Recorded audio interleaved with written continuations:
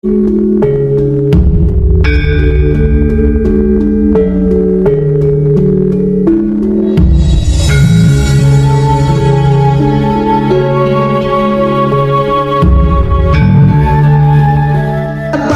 kebencian atas nama suku. Saya heran, kenapa kok bisa didiamkan?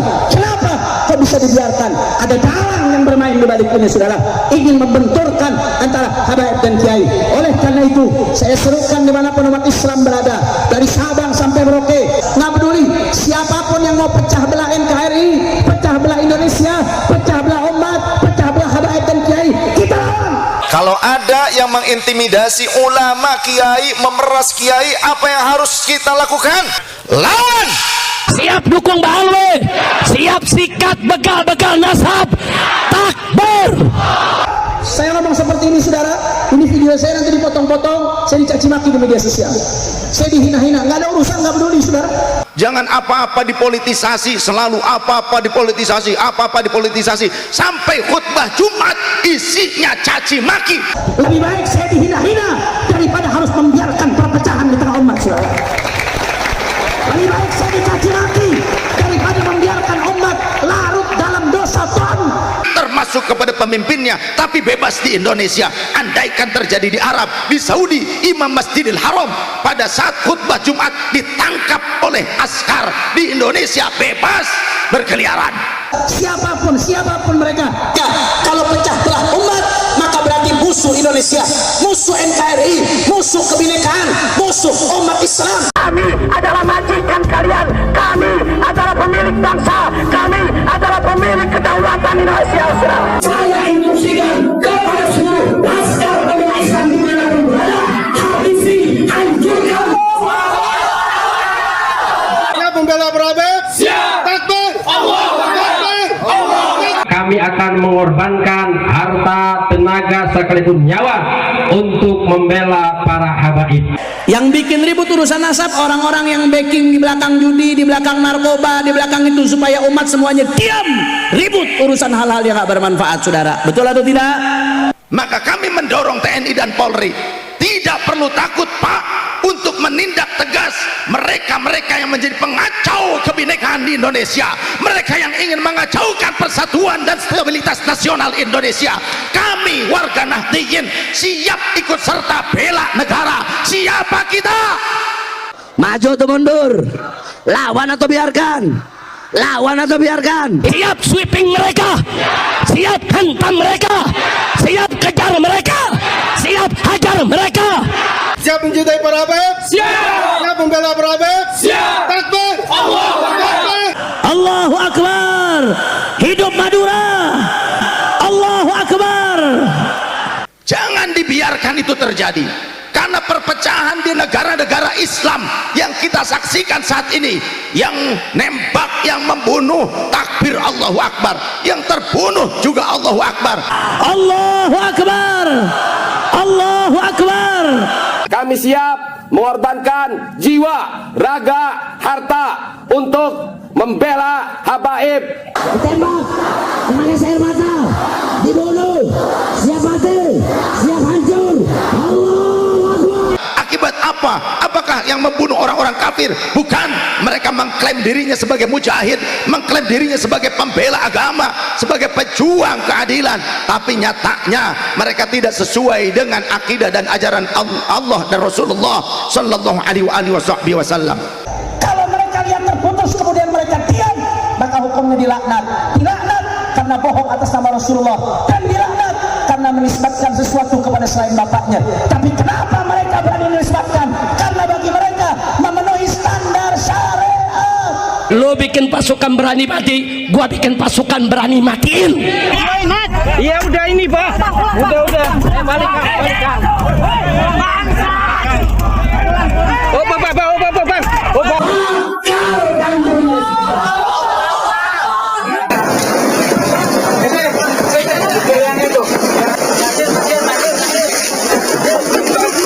Andaikan bangsa dan negara tidak aman, saling bertikai satu sama lain, kira-kira sholatnya bisa tenang apa tidak?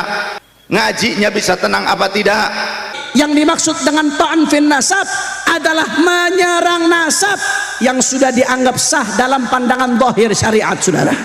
Dalam pandangan zahir syariat, kalau ada sebuah nasab sudah dianggap sah, sudah dianggap tersambung, ulama-ulama mengakui menurut kriteria ilmu nasab nyambung, menurut kriteria fikih syuhrah istifadah nyambung, maka haram untuk dikutak-katik. Saya pernah dulu menyampaikan pengajian begini di Cikarang, menyampaikan hadis seperti ini. Beres pengajian turun, pas ramah tamah, pas mau makan, ada seorang sayyid.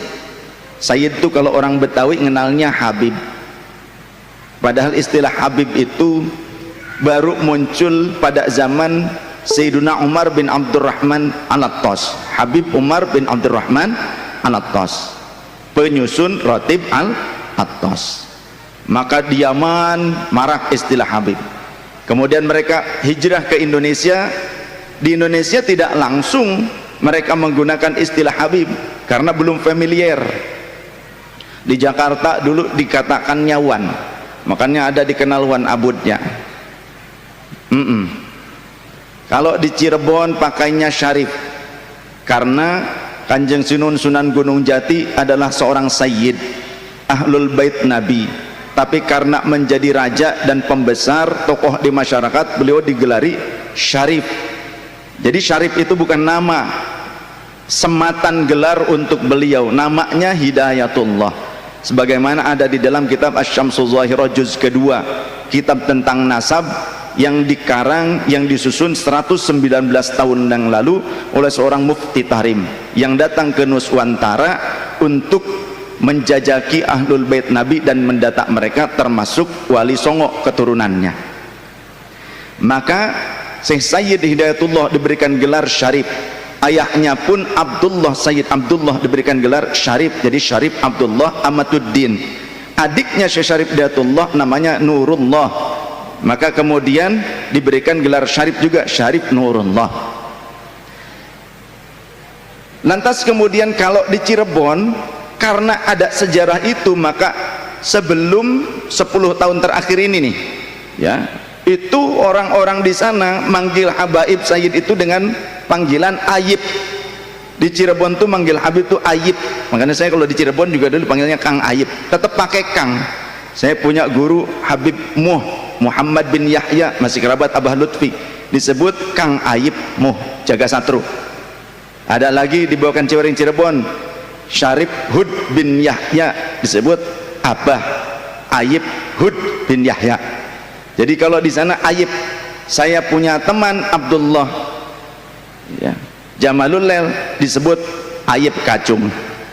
Ayib Kacung ya, karena kalau orang Jawa cung itu kan, kacung tuh ujang gitu. Kemudian kalau di Sumatera dipanggilnya Sidi, diambil dari kata Sayyidi. Nah sebetulnya dulu zaman Rasulullah Sayyid, karena Rasul sendiri mengatakan anak sayyidu waladi Adam yaumal qiyamati wala fakhra. Aku ini sayyidnya, pemimpinnya seluruh manusia pada hari kiamat, tapi bukan tujuanku untuk menyombongkan diri. Kemudian ketika memangku kedua cucunya, Rasul berkata, innahuma la sayyida syababi ahlil jannah. Sesungguhnya keduanya merupakan sayyid, pemimpin bagi para pemuda ahli surga. Jadi sayyid. Kemudian ada istilah syarif. Nah Habib itu baru disematkan oleh Al-Habib Umar bin Abdurrahman Al-Attas qaddasallahu sirrah. Sejak zaman itulah mulai dikenal istilah Habib. Jadi kalau merujuk kepada hadis ini merupakan ketetapan Rasul sallallahu alaihi wasallam dalam berbangsa dan bernegara. Jadi tidak ada pandang bulu penetapan hukum bagi siapapun. Walau kata baginda Rasul, andaikan putriku sendiri yang melakukan kesalahan atau mencuri, aku yang akan menegakkan hukum, aku yang akan memotong tangannya. Tapi wallahi Sayyidah Fatimah radhiyallahu anha adalah wanita suci, wanita solihah. Beliau bahkan oleh baginda Rasul dikatakan sebagai pemimpin wanita-wanita ahli surga. Tapi kalimat tadi menuntun kita pada kesadaran bahwa siapapun di mata hukum tidak ada bedanya, tidak boleh ada ketimpangan di antara kita, khususnya dalam bermasyarakat. Jadi jangan sampai mentang-mentang kita turunan Rasulullah kemudian semena-mena kita berlaku di masyarakat. Betul? Mentang-mentang turunan Rasulullah kemudian kita seenaknya melanggar aturan hukum. Maka kalau ada yang melanggar aturan hukum, bagaimana? Jika memang ini melanggar aturan pidana, maka hukum pidana bisa dilaksanakan bagi seluruh warga negara Indonesia ataupun warga asing yang ada di Indonesia, siapapun mereka, turunan siapapun mereka, ya. Maka tidak boleh kita melanggar aturan hukum, termasuk di dalam memperkuat persatuan bangsa dan negara. Bagaimana sikap kita sebagai rakyat dan sebagai pemimpin? Sesungguhnya baginda Rasul sallallahu alaihi wasallam sendiri telah memberikan guidance kepada kita. Jadi jangan asal. Makanya kenapa saya pakai kitabnya, karena supaya jangan ada yang ngoceh, itu mah ya karena dibayar demikian. Ini ada dasarnya dari Rasul sallallahu alaihi wasallam. Bagaimana sikap kita sebagai pemimpin, bagaimana sikap kita sebagai masyarakat, sebagai rakyat. Di antaranya baginda Rasulullah sallallahu alaihi wasallam, beliau bersabda, khiyaru a'immatikum, sebaik-baik para pemimpin di antara kalian adalah alladzina tuhibbunahum wa yuhibbunakum, yang kalian mencintai mereka dan mereka mencintai kalian, wa tusalluna alaihim wa yusalluna alaikum, yang kalian mendoakan kebaikan kepada mereka dan mereka juga mendoakan kebaikan untuk kalian rakyatnya. Wa syiraru a'immatikum, sedangkan seburuk-buruk pemimpin di antara kalian adalah alladzina tubghidunahum wa yubghidunakum, yang kalian membenci mereka, mereka juga membenci kalian. Wa tal'anunahum wa yal'anunakum, yang kalian melaknat mereka, mereka juga balik melaknat kalian. Maka qala, ada yang bertanya, qulna, kami bertanya kepada Rasul, ya Rasulullah, afala nunabidhuhum, bolehkah kami memberontak kepada pemimpin yang saling melaknat dengan kami? Bolehkah kami memberontak kepada pemimpin yang saling membenci antara kami dengan mereka, ya Rasulullah?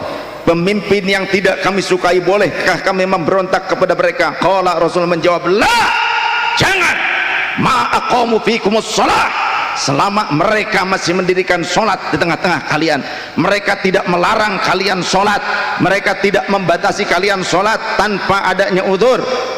Bukan karena adanya udzur kemudian masjid dikosongkan lantas kalian marah-marah, tapi sekarang masjid pas dibuka, kemana kalian? Kok pada kosong lagi masjidnya? Ya, kita beruntung pengendalian pandemi di Indonesia berhasil. Saat ini di luar negeri, di beberapa negara yang katanya canggih pengendalian teknologinya, termasuk teknologi kesehatannya, Jepang, Korea, Hong Kong, Taiwan, Tiongkok, kembali mencuat di sana. Sampai-sampai saya harusnya berangkat lagi, tertahan lagi. Kita berhasil sekarang bisa ngaji bareng lagi seperti ini, sholat berjamaah. Jangan sampai kebencian kita menjadikan kita menjadi orang yang tidak berbuat adil.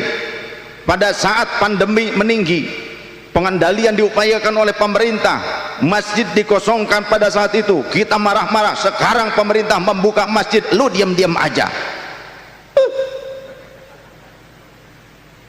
Ya, harusnya jadi bangsa yang bersyukur. Indonesia bisa mengendalikan itu dengan mudah, walaupun memang susah payah dulu sempat, tapi dengan kurun waktu yang cukup singkat dibandingkan bangsa lain yang sekarang masih dalam kondisi tertatih-tatih menghadapi si koronong itu. Harus menjadi orang yang bersyukur. Oleh karenanya, andai pun memang itu merupakan upaya-upaya bangsa asing untuk mengendalikan dunia, maka tidak ada salahnya bagi kita berikhtiar untuk melawan upaya-upaya seperti itu. Jika kita tidak bersama-sama, bagaimana mungkin kita bisa keluar dari masa sulit dengan mudah dan cepat? Betul tidak? Harus bersama-sama. Jangan apa-apa dipolitisasi, selalu apa-apa dipolitisasi, apa-apa dipolitisasi, sampai khutbah Jumat isinya caci maki, termasuk kepada pemimpinnya. Tapi bebas di Indonesia. Andaikan terjadi di Arab, di Saudi, Imam Masjidil Haram pada saat khutbah Jumat ditangkap oleh askar, di Indonesia bebas berkeliaran. Maka kami mendorong TNI dan Polri tidak perlu takut Pak untuk menindak tegas mereka-mereka yang menjadi pengacau kebinekaan di Indonesia, mereka yang ingin mengacaukan persatuan dan stabilitas nasional Indonesia. Kami warga Nahdliyin siap ikut serta bela negara. Siapa kita? Pancasila, NKRI, Bhinneka Tunggal Ika, semboyan kita. Sallallahu Nabi Muhammad. Jangan dibiarkan itu terjadi, karena perpecahan di negara-negara Islam yang kita saksikan saat ini, yang nembak, yang membunuh, takbir Allahu Akbar, yang terbunuh juga Allahu Akbar. Akibat apa? Apakah yang membunuh orang-orang kafir? Bukan, mereka mengklaim dirinya sebagai mujahid, mengklaim dirinya sebagai pembela agama, sebagai pejuang keadilan, tapi nyatanya mereka tidak sesuai dengan akidah dan ajaran Allah dan Rasulullah sallallahu alaihi wasallam. Allah tidak memaksakan kehendak saja kepada hambanya. Kenapa kita harus memaksakan kehendak kita kepada orang lain? Faman syaa'a falyu'min wa man syaa'a falyakfur. Yang mau iman, imanlah. Yang mau kafir, silakan kafir. Masing-masing punya hak untuk memilih. Kita hanya dituntut untuk berdakwah, mengajak, dan mengajak pun tidak dengan kekerasan, tidak dengan paksaan. Inilah ajaran Islam yang sebenarnya.